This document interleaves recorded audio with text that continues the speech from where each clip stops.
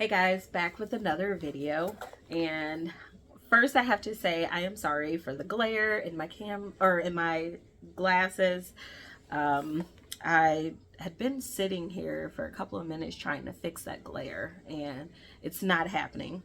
Also, I apologize for my dishwasher you hear going on in the back. It is midnight and it should not be going, but that's what happens when we don't do our chores on time. And when we stay up late and we think we have all day the next day. But that is neither here nor there. It worked out. All right. So this video is my August Christian Readathon. Every year for, oh my gosh. I started this Readathon during the pandemic. So I believe it has now been 4 years or 5 years. I have to go back through the videos and check, but it's either been 4 or 5 years, and I will have it somewhere either up here or up here when I go back through to edit the video of the exact amount of years. But I do this every August, and I started it because one year during the pandemic, one year we ended the year in lockdown, and then the next year we started the school year in lockdown. So that year that we started the year in the lockdown, it was not bad, but I just wanted to feel rejuvenated for the school year because I knew it was going to be difficult teaching via Zoom because we had never done it before. It was new to the world, right? So because of that, I wanted to read some things on my own, some things that I wasn't assigned to read. Now, while I've been reading Bible plans and doing Bible studies on my own without being prompted to do so, I also just wanted to read books for enjoyment that were Christian based or biblical based on my own for pleasure. Because if I could read horror or thriller or mystery, fantasy, any of that on my own for pleasure, why wasn't I doing the same thing with my Christian reads? I love reading Christian reads for informational purposes, you know, scientific and historical, because those are my Jimmy Jam. But also I love reading for pleasure, and one of the things that I just, you know, went through my mind is like, why can't I also read Christian texts for pleasure as well? So I started to dig a little deeper in it, and I have learned over these years that not only is historical and Christian reads my favorite, but also like memoirs are my favorite, and horror and mystery in Christian reads. And I know there's a lot of people out there that don't know that those exist. Also, dystopian Christian reads are also something that I love to read. There's a lot of people out there that don't know those things exist, and it's not a big following. I'm starting to see that there are a lot of those texts out there, but there's not a lot of people who like showed them on their YouTube channel. Most YouTube, Book Talk, Bookstagram, and whatever you call it for X, that used to be Twitter. Most people don't read Christian horror. It's always Christian romance. And while I've never been a big fan of romance in general, unless it had it was like vampire novel, to be perfectly honest.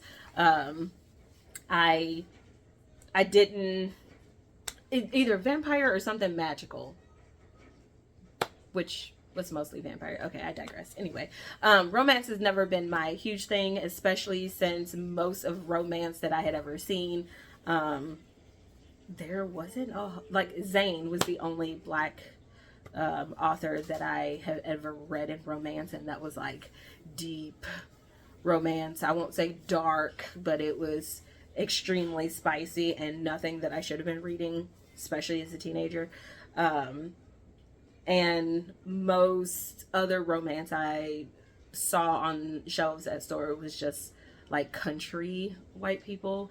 And then when I started to look more into like Christian novels, all the romance that come up, they look like Amish romance and like deep in the country, nothing that was like relatable or modern. So yeah, that was a no-go for me. But then I just started doing about, I want to say like 2 or 3 years ago, I started doing a deeper dive into like horror and dystopian, and came across some fairly new Christian authors that have been out for, I think, about 4 or 5 years, maybe even longer. I just discovered them around that time. And some that are like old school people, like the guy who's the author of the book Monster, which I read last year or either earlier this year. I can't remember. But I came across a lot of his books, and his books are pretty good. Except I didn't like Monster, and I do remember having that in one of my videos. But I say all of that to say, hopefully my Christian readathons have been getting a little bit more interesting, and hopefully you will find my reads interesting, and I definitely want to know what you're reading in the comments below. So first up though, I have a memoir, and I've had this book for I think 2 years, and I hadn't picked it up. It had been on my TBR to read when I first got it, because the foreword is by Jeremy Camp, and I really love Jeremy Camp's music. But I never got around to it. There was always books that I wanted to read in front of it, because I know Jeremy Camp's story, and I know this story is similar to Jeremy Camp's story, and I went to see Jeremy Camp's movie, and like I said, it was just intense and hard, and I think at the moment I didn't want that type of story to read. But now we're here, and this book is called Just Do: Stories About Discovering Purpose, Gaining Perspective, and Being Present, by Brandon. I want to say last name is pronounced Janus or Jonas. I don't know exactly. But this is what the book looks like. I got this book in a faith box back when I was still doing the faith box subscriptions, which I do want to get back into, because a lot of my Christian reads did come from that were memoirs, and like, I won't necessarily say self-help, but like devotional, from their perspective of their journey type of self-help, but it was really like testimonial. So a lot of my books came from that, but when I first got into Faithbox, it was $20 cheaper than what I ended it, and it was all due to inflation, and kind of broke my pockets, which is why I stopped doing that one and the other subscription boxes that I had. And if you follow the channel for a while, you know in my playlist that I had a lot of subscription boxes. But I mean, once the pandemic hit, I think almost all of my subscriptions are done except for Ipsy and Book of the Month. I'm just saying. But anywho, this is a picture of him and his family back there on the back. And you will notice his wife is not there. It's not a spoiler. But there's a reason that his wife is not there.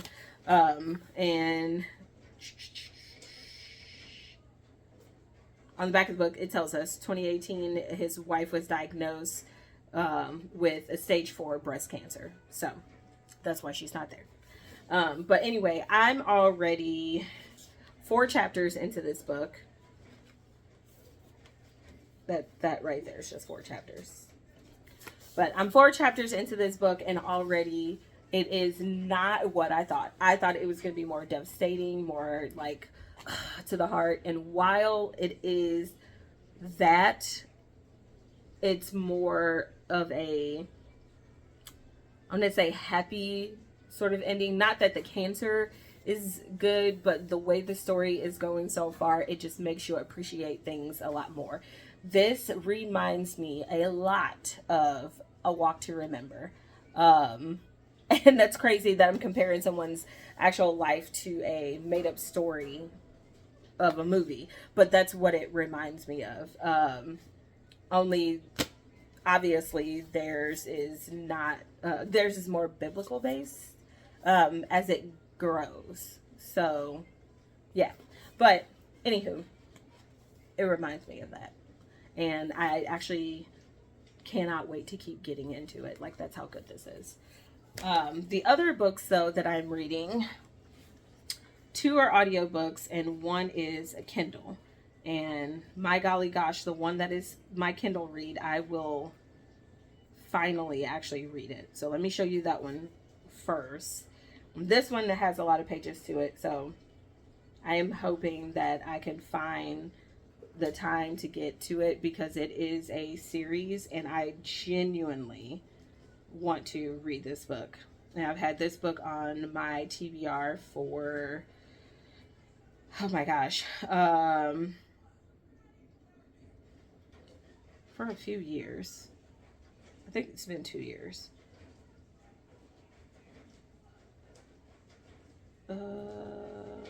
She changed the cover to the book. I think it's Cross Academy. If I'm wrong, I will show you what the other book is. But the only way for me to check if I'm right about this is with my phone, going to my Facebook, and right now I'm recording. But I thought I had checked it before I started recording, and I guess I didn't. But I'm trying to get just the cover, and for some reason it wants to pull up the entire book where I left off, which was at chapter 4. And then every time I click on it, I'm clicking the wrong button. Come on, April. You're in the middle of shooting your video. Get it right. Alright, here we go. Cover. Let me show you the cover. Cross Academy. There we go. You can see the cover without Cross Academy. So I believe this author is self-published. I believe her name is pronounced Felicity Elaine. I follow her on TikTok and YouTube. And she has 3 books in this series, and she has another series, I believe, that is 3 books. And I think, and then I think she has one standalone. I can't actually remember. She had so many books, and when I found her, I just started downloading her books, to be honest.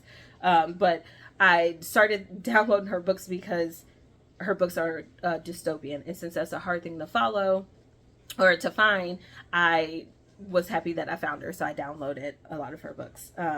So the idea in her books is that this is dystopian world that is lived in, and there is magic in the world, but the magic doesn't come from like the ground or fire, you know, stuff like that, to where like typical magic comes from, like, you know, casting spells and stuff.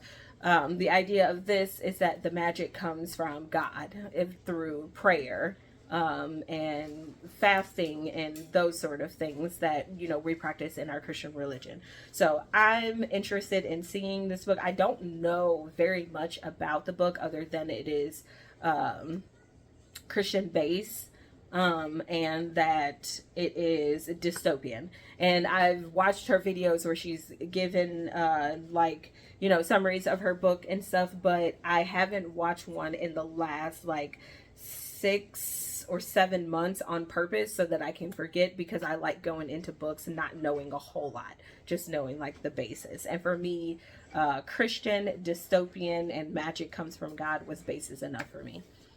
The next book that I will hopefully get to, and I will say hopefully get to on a lot of these, because I am a slow reader, 1, and 2, I know I'm not going to get to every single book, but I'm hoping that I will, only because of how I'm doing this. So 1 ebook, 1 handheld book. So those 2 books are going to be the books that I have like the most trouble sitting down to read, because I'm antsy with it being also the beginning of the school year, and I go back to work on August 7th. So I can see me not focusing a lot, so I have to make myself focus, because this book I do for sure want to finish, because it's been on my TBR longer, and I've started both of these, and I'm at chapter 4 on both of those books, so that does it. I just want to finish it, because someone else is wanting to borrow this book, that's why, so I need to finish it. All right, next book. I think this is a 7-hour listen, if I'm not mistaken. And I got this on Hoopla, so I had to take a picture of the name of the book on my Kindle from my phone so that I can also record, because I don't have any fancy equipment, and editing is an issue for me because I don't know how people put their pictures up here while they're still talking. That sort of editing, I don't know how to do it, and apparently it takes a whole lot of time that I really don't like taking. So this book is called Gaining by Losing by J.D. Guerrera, I believe, or Greer. So this is the book that our church is supposed to be reading church-wide starting in, I think it's like September or October. I can't remember. But my thing is when I read as a group read, we have to go at a certain pace. And going at a certain pace makes me lose interest. And since I don't want to not do the reading, because I don't want to be that member that's like, oh, reading sucks for me. I don't like to read this way, so I don't want to do it. Like, I want to be obedient and actually read and, do the things with everyone. So in order for that to be successful for me, I have to at least read the book once before we start as a group. So that way I know what to expect every chapter, and the summary of things. So that way when I reread it, one, it sticks better because it's a repeat, repetition for me. And then two, because I need to, I need to show obedience in, my learning. Not necessarily, I know, churches volunteer, and God, I'm volunteering to surrender my life. I'm making that choice and that commitment. But in doing that, there are things that we do as a church that I just want to be a good steward in. And reading is something our church does a lot of. And I love to read. I just feel rebellious when people tell me to do it. So I don't want to feel that when we do things, because there's a lot of good lessons, especially when you're getting different people's perspectives when you're sitting together, going over what you read. It'd be like the same as having a book club, only you do it with your small group, and it's pretty amazing. It just is.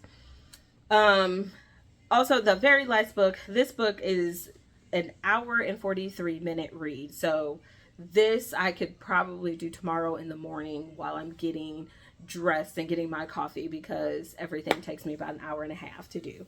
But that's how short it is. Or it's 3 car rides, to work, 1 coming home sort of type of read.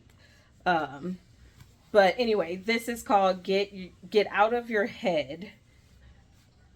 And it's a book about anxiety. Let's see if I can get a non-glare. Hold on. It's by Jenny Allen. There we go. Hide my face. So that's the cover. Again, I had to take the picture of it from my phone because I'm recording with my phone. But a friend of mine was talking to me about her reading this book, and with her going to counseling, it was one of the books that was suggested by her Christian counselor as like a good book to read to help with anxiety. And since my husband has anxiety and my oldest son has anxiety, like actual diagnoses, I want to better help them and better understand them. And while I have friends around me that tell me, what they're going through, and my husband and my son does tell me what they're going through too, I do know that sometimes it's hard for them to express things. So just getting some more outside perspective on that kind of helps me help them to be able to deal with their anxiety and stress in a biblical way. The last thing though, and this is like a weekly or daily read, weekly share in Guy Girl Time at our church. And it's a devotional that our church put together, but I do want to share it as well because it is a book nonetheless. And this book we are doing together as a church, but in the sense of the entire church is reading it. Same with the Gaining by Losing book. The entire church is reading it and doing the daily devotionals, but we share it weekly only in our guy girl time. And guy girl time isn't done together as a whole church, it's done as small groups. So all the women in the small group meet together weekly, all the men in the small group meet together weekly, and it is literally what the name is, small group. It's a smaller group within the big group of church where we stay connected, and it's a way for us to hold each other accountable of like living by the word instead of just, you know, saying that we do and we don't. But anyway, our book is called Possible Dreams. This is, I think, if I'm not mistaken, based on the pictures that I took, this is the third one that our church has done. And we are on week 3, day, what is today? Today's Friday, so day 5. So, but yeah, it's just devotionals. And this one is kind of messed up because this is my son's and he dropped water on his. He took it to camp so he could also do it while he was at camp, and came back with it in the same bag as his swim clothes. So, yeah. But he's catching up because he didn't do it every day while he was there, because he had a different quiet time that he chose to do while he was there, which is not bad. I'm not mad at it, but that's the other book that we're doing. But you read short little devo and then you answer questions at the end of it. So that is my Christian readathon picks. Hashtag Kindle stuff and, you know, handheld stuff. But yeah, that is my Christian readathon. I hope you join me. Please let me know what you're reading in the comments below. Like this video and subscribe, please.